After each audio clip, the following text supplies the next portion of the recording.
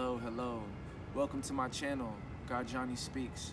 Today I am talking about Myers-Briggs personality type indicator. This is a personality test that's very popular, and it's really been a great tool to help people understand themselves and understand the people around them. To keep it simple, you essentially have four functions. You have intuition, you have sensing, you have thinking, and you have feeling. These four things are basically the ways that we process things. You know, these four functions help us process the world, give meaning to life, give meaning to the world, right? So an easy way to basically think about it is your sensing essentially are the things that you're sensing around you, the things that you look at, you taste, touch, see, you know, hear, right? Your intuition is the simulated version of these things. So what does that mean? Essentially, I can look at this bench and touch it. This is sensing. I could also imagine this bench if I close my eyes. I can imagine this bench and imagine different things happening on this bench. That's intuition, okay? What's the difference? They're very similar in how you're taking in the world because you're taking in these things as they come in. Like I'm taking in this as I touch it. I'm taking in this flower as I look at it and touch it. The only difference is with intuition, you don't have to physically see it or touch it to experience it.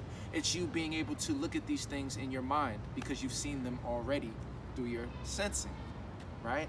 So these things work together. Then you have thinking and feeling. This is how we process, and this is how we essentially decipher ideas about the things we're looking at, the things that we're tasting, touching. Your thinking is thinking, okay, do I want to touch this? Do I want to feel this? Do I want to taste this? That is your thinking component. It's trying to measure what you should do to help your survival, essentially, to help you know how to go about the things you're looking at in the world. Your feeling is your emotion behind it. So you're thinking, okay, should I touch this, right?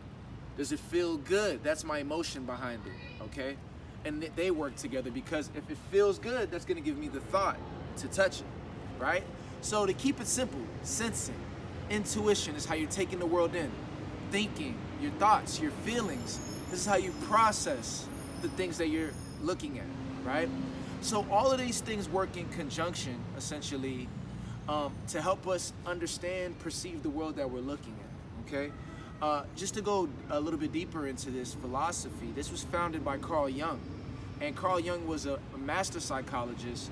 He was one of the founders of psychology on a scientific level, you know, and he also helped develop this system and delved into it even further, okay, by the sacred sciences that he studied, things like alchemy, things like, you know, spirituality. He utilized these things to help basically help us just get a better idea of the mind, because you begin to realize that your psychology and when it comes to things like spirituality, they go very hand in hand, because essentially it's how you process the world and see the world for yourself, right?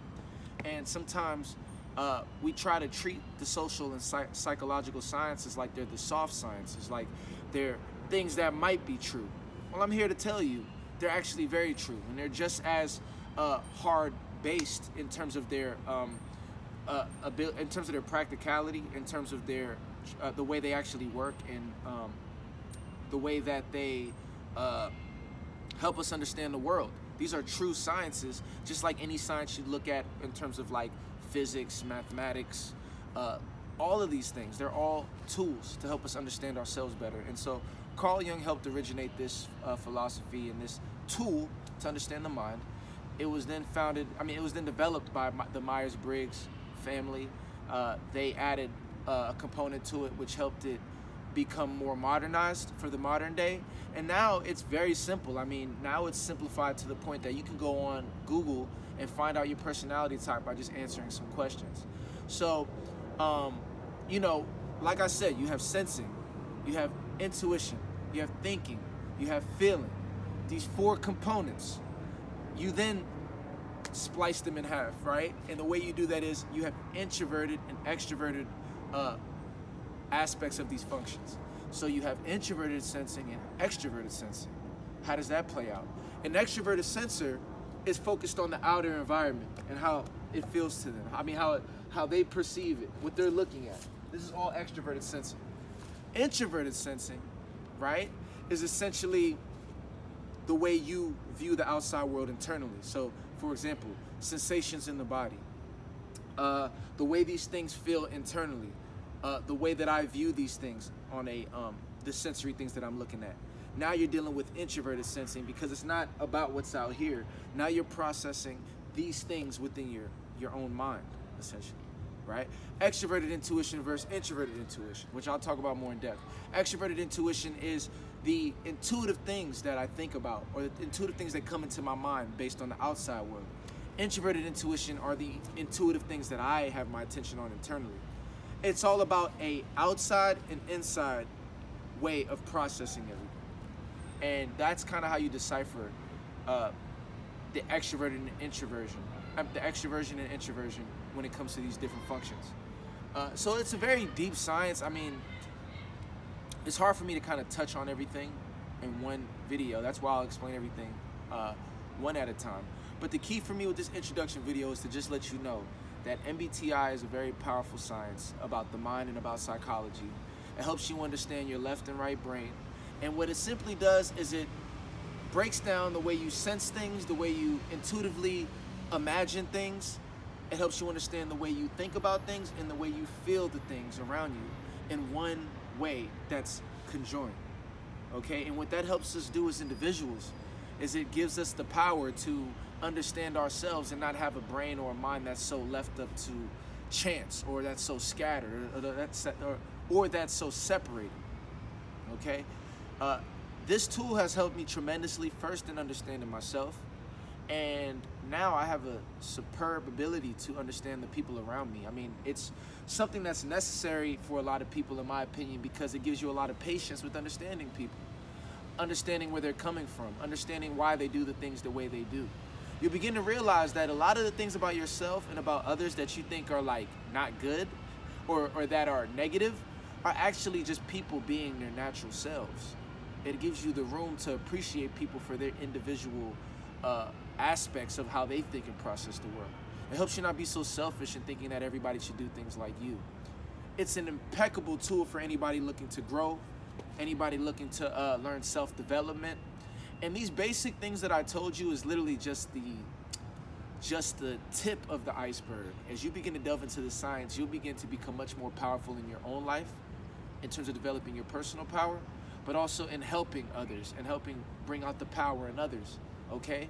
It's very important that we understand ourselves better in the world and in the time that we're in today, because that's what will be needed if we want to usher the world into its next level of development, okay?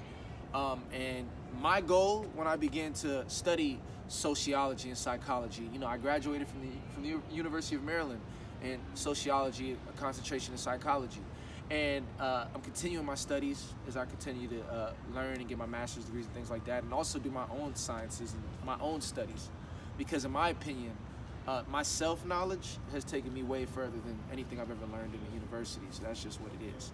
But I'm here to let people know it's time for you to delve into this. It's time for you to grow your abilities, and you're gonna do that by learning sciences like Myers-Briggs, personality type indicator.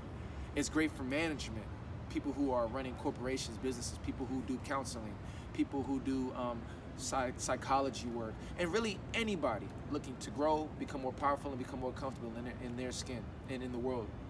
So this is what I wanted to put out. I'm going to now finally give you the videos after this that actually delve into specifics, but this is my general introduction to MBTI. If you want to learn more, look up videos. There's a bunch on it, and look up my videos as I talk more about MBTI. This is the time now for us to know, for us to learn, and for us to appreciate ourselves and one another on another level. MBTI is the tool. Anybody telling you differently is a lame. I'm telling you. Anybody that's telling you that MBTI isn't powerful, that it's not a science, that it's pop, whatever, that it's, oh, it's this and that, they're an agent. Yeah, I said it. They're an agent to keep you stuck and to keep you unhappy, because they know. They don't want to tell you, but they know the power of MBTI. So that's what I'm here to say. MBTI, I'm here to teach these sciences. Shout out to Carl Jung. You know what I mean? Salute to Carl Jung for digging into himself to develop this science. And now it's here for the world, so use it, man. So with that being said, welcome to MBTI week. We're gonna have a lot of fun. Get ready for me to talk about your personality type, including my own, and enjoy.